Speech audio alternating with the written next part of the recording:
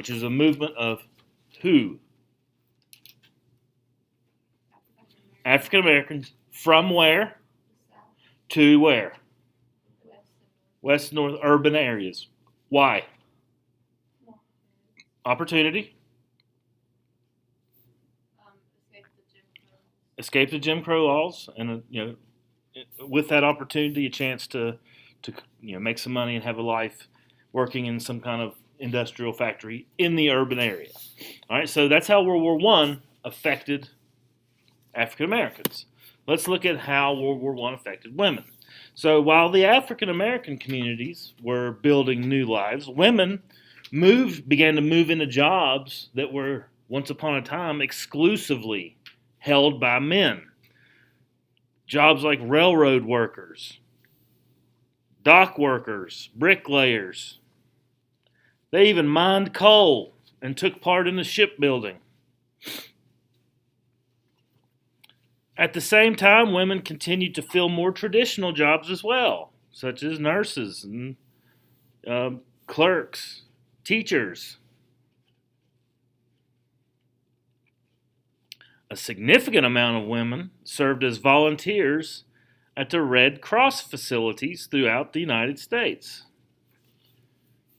The American Red Cross, which had existed since the days of Clara Barton and the American Civil War, where they just provide assistance to people in need, usually in terms of medical care and food.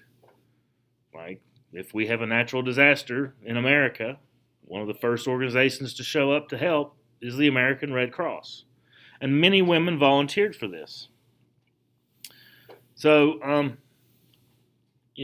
while women were not allowed really to engage in combat in joining the military, but women definitely played an important role in the war effort.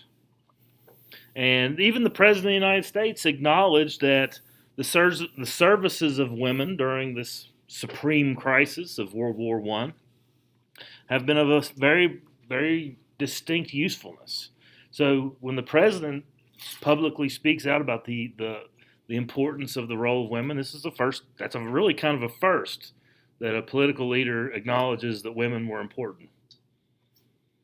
So, he's quoted as saying it's high time that their debt of effort is acknowledged. And all of these things go a long way for women to earn the right to vote.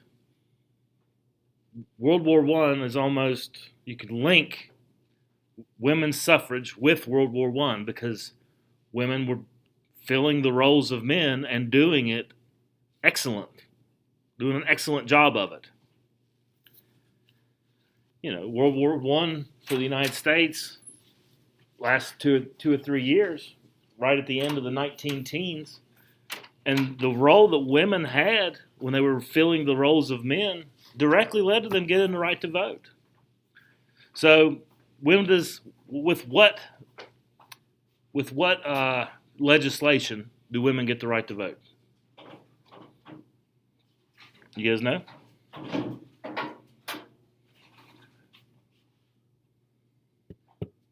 It's an amendment. You know the amendment, Mr. Beast? With the 18th Amendment, women get the right to vote. And when is that passed? 1920. Literally the year after the end of World War I for the United States. Okay? Another major happening during World War I was a massive flu epidemic. You may have heard COVID-19 compared to this epidemic. Have you? In the news? No? In the fall of 1918, during World War I, the United States suffered a home front crisis when an international flu pandemic affected about 1/4 of the United States population. As you might imagine, the effect of this highly contagious, very deadly flu was devastating. Mines shut down. Telephone services were lost in many parts of the United States. Factories and offices ran staggered working hours to avoid contagion. Do some of these things sound familiar? Cities ran short of coffins. Corpses of poor people lied unburied in the streets of America. That didn't happen. It did in some places, but they just kind of put them in, not in the street, but in other places. And they may lay there as long as a week in 1918. The mysterious illness seemed to strike people who were otherwise in the best of health. It did not matter if you were rich or poor. It didn't affect certain people worse than others, and doctors did not know what to do. And once you had caught the Spanish flu, death could come to you in a matter of days. It killed you quick. So doctors did not know what to do other than to recommend cleanliness and quarantine, washing your hands and staying away from others. And this is in 1918. They didn't call it social distancing, they just called it quarantine.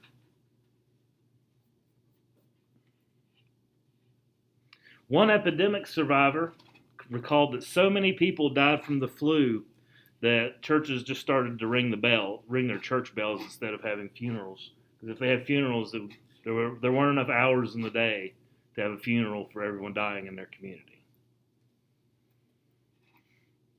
Plus, they didn't dare take the corpses into the church. They were very afraid of it. That's just in the community.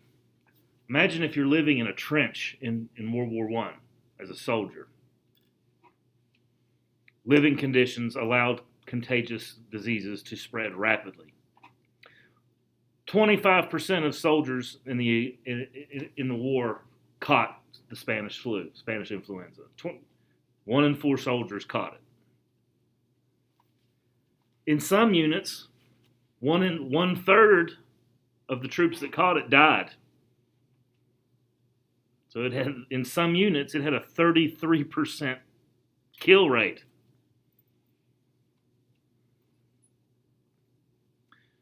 German soldiers fell in even greater numbers.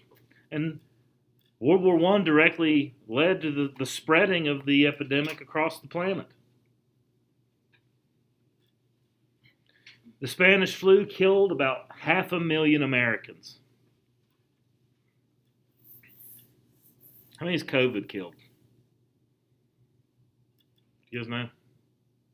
It's like, what, 600,000? 600,000. So I think the Spanish flu was a little more deadly. Our population was not as high as it was then, so it's a different ratio. But both are bad, okay? Worldwide, it killed about 30 million people, the Spanish flu. 30 million. So, World War I, bringing death and disease to millions. But like the flu epidemic, the war comes to a sudden end. Just like the flu epidemic came to a sudden end, and hopefully COVID will come to a sudden end. After 4 years of slaughter and destruction, the time had come for a peace settlement. And leaders of the victorious nations, like America and France and Great Britain, gathered outside of Paris, France, at a palace known as Versailles to work out the terms of peace. And the United States of America sends one of our brightest minds to negotiate the peace with President Woodrow Wilson.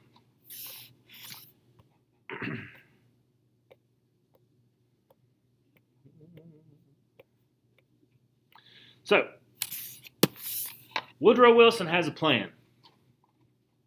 He has a plan. Woodrow Wilson is a brilliant guy. He's very smart.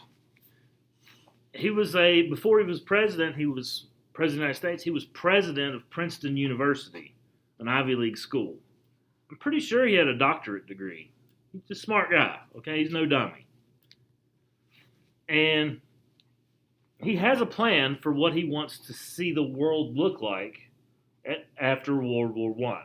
All right? And rejection was probably the last thing he had in mind when he arrived in Europe. Because everywhere he went, he received a hero's welcome. I want you to imagine that. Like, this happened. Woodrow Wilson arrived in Europe, got off the steamship, wherever. And like people lined the streets, European people of Paris, lined the streets and had parades for the President of the United States, saying, "We love you, President of the United States. Woodrow Wilson, you're the greatest." Can you imagine the people of Paris doing that for an American president today? Absolutely not, okay? But they did that for Woodrow. So rejection was the last thing on his mind. He was like a rock star. He got greeted like if it was the Rolling Stones showing up. So everywhere he went, he received a hero's welcome. In Italy, people had pictures of him in their windows. In Paris, Parisians strewn the streets with flowers. It was people were excited that he was there because America really helped win the war, and they attributed that to Woodrow Wilson. All right, so his plan he calls the 14 points, and he had this plan well before the war was over, and he let it be done, and it's a good plan. Now, having a good plan and being able to accomplish it are two different things. Because Woodrow Wilson is a politician, and he is a bad politician. What makes a good politician? What makes you a good politician?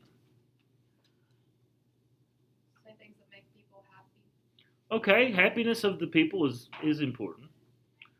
You gotta be really charismatic. Okay, charisma, without a doubt. The ability to accomplish your agenda is what makes you a good politician. Whether your agenda is dumb or bad, doesn't matter. Your ability to convince people that what you're doing is right is what makes you a good politician. He has brilliant ideas, but he's a terrible politician because he's not able to accomplish his brilliant ideas. These 14 points are excellent, and he's rejected. He gets rejected. So Wilson presents his plan to the world in what is now known as his 14 points. And he had presented it to Congress, so it was well known what he wanted. And he divided his points up into several different groups. But, I'm not going to go over all of them, but just kind of the highlights, okay? First, there should be no secret treaties among nations. No secret treaties among nations. So in essence here, what is he attempting to eliminate? If he says that there's no secret treaties between nations, what is one of the factors that led to World War I?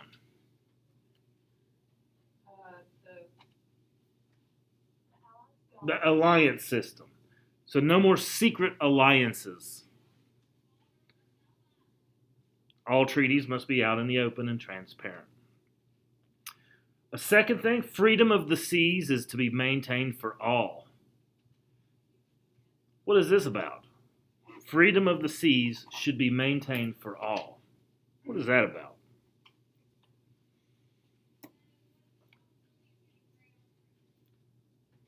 Can you own the ocean? No. Who could own the ocean? Who had the most powerful navy? The Great Britain. Do you think they liked this part? They wanted to own the ocean. But Woodrow Wilson says freedom of the seas maintained for all. Everybody can have access to it. Everyone. A third part, tariffs and other economic barriers among nations should be lowered or abolished. No more tariffs or economic restrictions.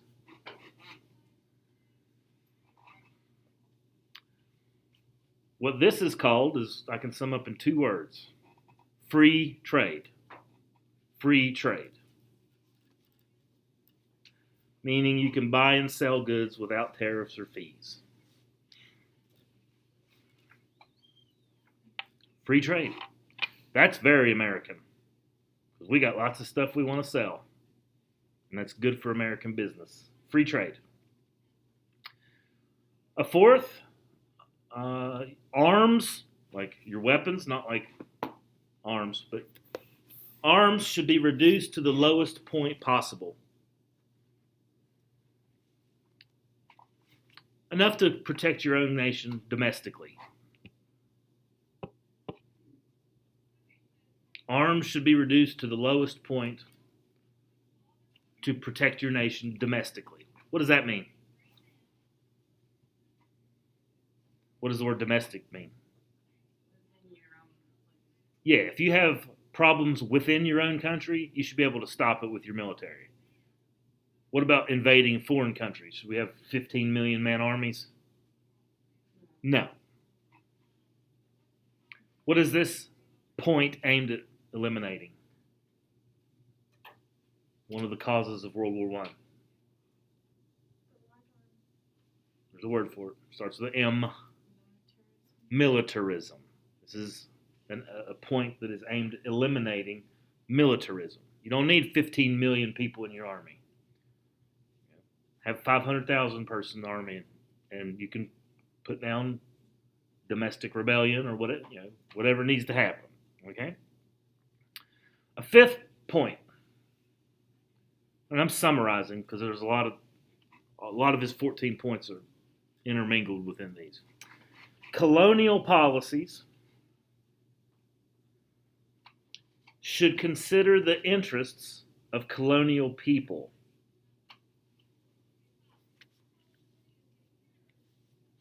Colonial policies should consider the interests of colonial people.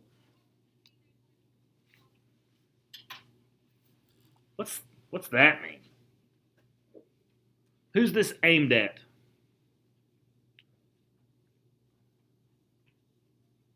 People that have colonies. What countries have colonies? Britain, France, the other victors, the other nations that won. And its aim is to do what? You need to treat your colonies better. Consider their interests, not just your own. So this is an attempt to end imperialism, which is having empire and colonies. It is, and replace it with what? Democracy. We want everybody to be like America.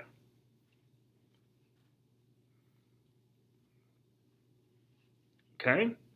So that's 5 points or so. There's about 8 points of the 14 points that have to do with boundary changes. Like, he's going to make and create new countries, and these new boundaries are going to be drawn based upon the religion and language of people in a given area. People that have a similar culture and language and religion get their own country. And there's like eight of those. So there's going to be some changes to the map, according to Woodrow Wilson. And then the 14th point, maybe one of the most important, is the establishment of a League of Nations. A League of Nations.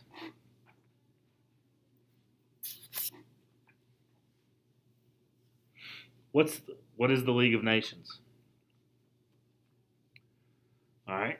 Instead of having the alliance system, we're going to have an international organization that all countries are members of, where if problems happen between nations, they can talk it out on a global scale.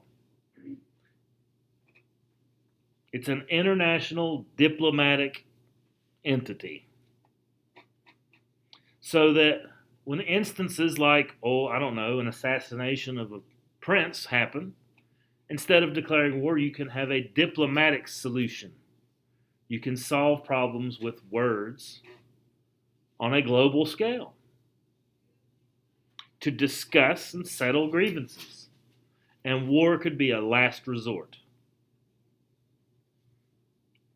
This is a precursor to our present-day organization called the United Nations. Today we have the United Nations. Woodrow Wilson proposed the League of Nations. So aren't these things good? Don't they sound good? Democracy, free trade, treat people better, treat colonies with respect. We're going to create countries where people are united together and share common languages and culture. So that reduces civil wars. He's got good ideas. Why don't they work? Why does he get rejected? That's right. To the victors go the spoils. And the victors are these guys. Georges Clemenceau. Georges. He's French, so it's not Georges. Georges Clemenceau of France. David Lloyd George of Britain. And then obviously we have Woodrow Wilson. Woodrow Wilson, excellent ideas. Very naive. What does the word naive mean? He shows naivete. No one knows what naive means. Expecting for the best. Not really. Kind of unaware of the way things really work. Wilson's naivete about the political aspects of securing a peace treaty,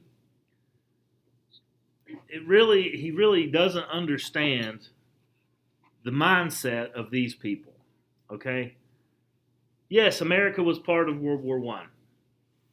How much death and destruction did America see compared to these countries? Or compared to like a Russia? How much death and destruction did America see? I mean, a fraction of a percent compared to these countries.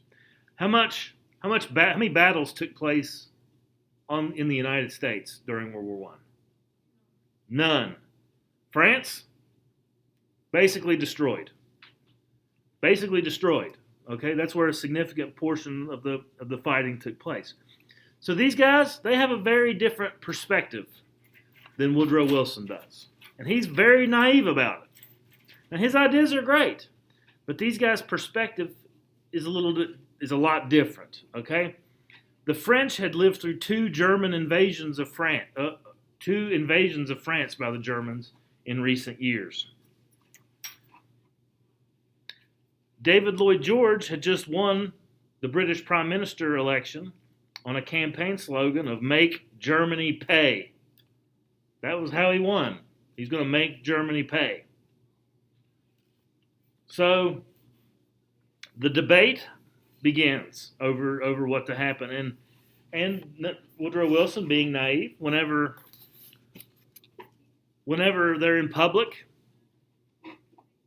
the British and the French are like, yeah, Woodrow Wilson, he's great, he's wonderful, we love his ideas, it's outstanding. And then when they begin negotiating behind closed doors, they just bully him and take over and do what they want. So when it's all said and done, when all the behind closed doors meetings happen, a final peace treaty is negotiated, and that is called the Treaty of Versailles. The Treaty of Versailles. And it has several aspects. 9 new nations are created out of it, including countries like Poland and Czechoslovakia, Yugoslavia, because the Austro-Hungarian Empire is broken up and new countries are created. The Ottoman Empire is carved up. All right, but the greatest, so that's just one provision of the Treaty of Versailles. The majority of the Treaty of Versailles is aimed at what country? The Germans. Germany is barred from maintaining an army. they're not allowed to have an army anymore. Sorry, no military for you, Germany.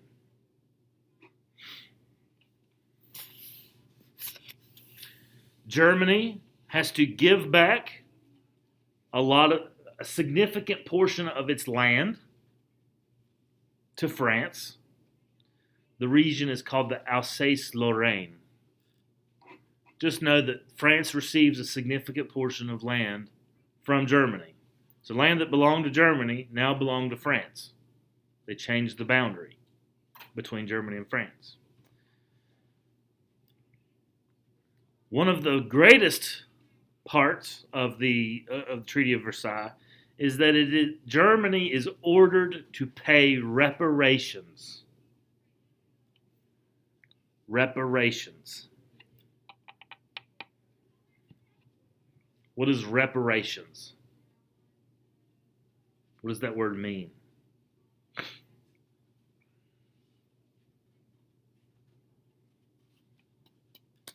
I see Lydia. I'm going to go over here and I'm going to pick up Lydia's phone and I'm going to stomp on it until it's broken.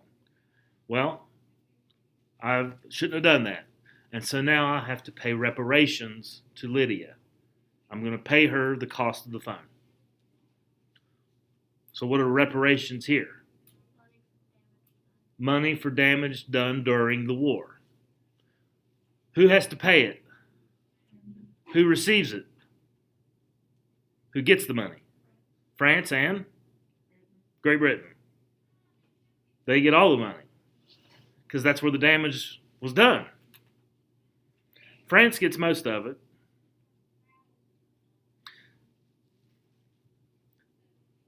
And the amount in which they have to pay, extremely high. Extremely high. I have a cartoon here that says 55 million.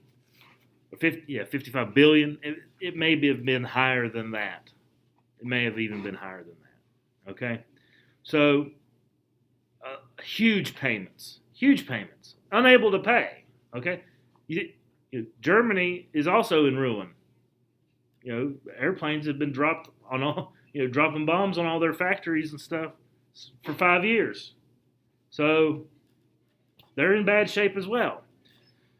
So the treatment of Germany weakens the ability of the Treaty of Versailles to really provide a lasting peace in Europe, because Germany is so unable to make it. Like, their country is completely destroyed, and they have no chance of getting out of debt because they continually have to pay these reparations. And so bad things continue to happen to the Germans over the next 20 years, to the point where the German people are suffering. And they turn to an extremist. They turn to extreme ideology to save them from disaster. Who was that extreme ideologist? Adolf Hitler. Because things were so bad. When things get bad, people will turn to radical ideas. And that's exactly what happened in Germany. So the Treaty of Versailles, and I haven't even told you the worst part of it, the Treaty of Versailles is directly responsible for World War II. So World War II ultimately begins with a peace treaty, the Treaty of Versailles, because of the harsh treatment of Germany. And the final, most egregious part of the Treaty of Versailles is called the War Guilt Clause. The War Guilt Clause. This clause is intended entirely to humiliate the German people. It is simply a provision, a sentence in the treaty that says Germany must acknowledge that they are at fault for everything that happened during World War I. They alone assume responsibility for every death, all the destruction of World War I.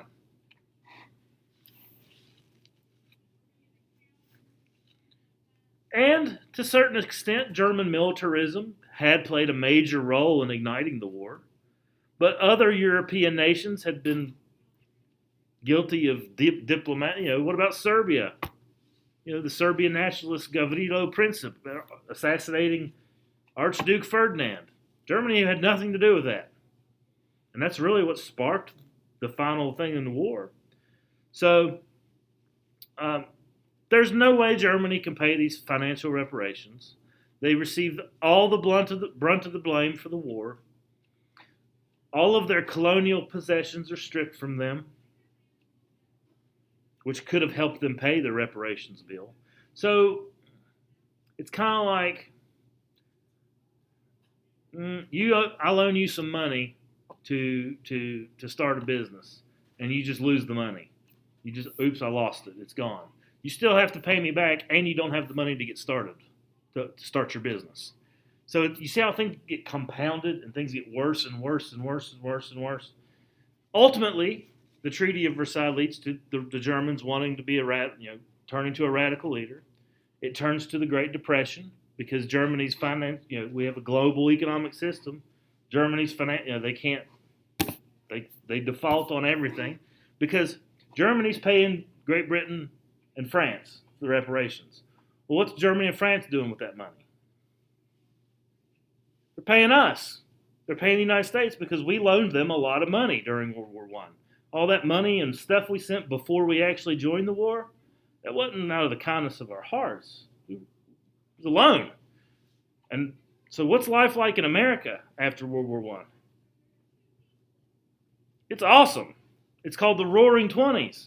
Everybody's got some money in their pocket. We have no competition. Germany and France, and they're not manufacturing much because they're destroyed. Our manufacturing is doing better than ever, and they're paying us for it. So everything is compounding negatively in Europe. Things are compounding positively in the United States. And it's really how we became the most powerful nation in the world. And we went from being isolationist, keep away from us, don't talk to us, to the most powerful nation in the world in less than 20 years. It's a radical period of change for the United States. Okay? All right, so that's a good place to stop.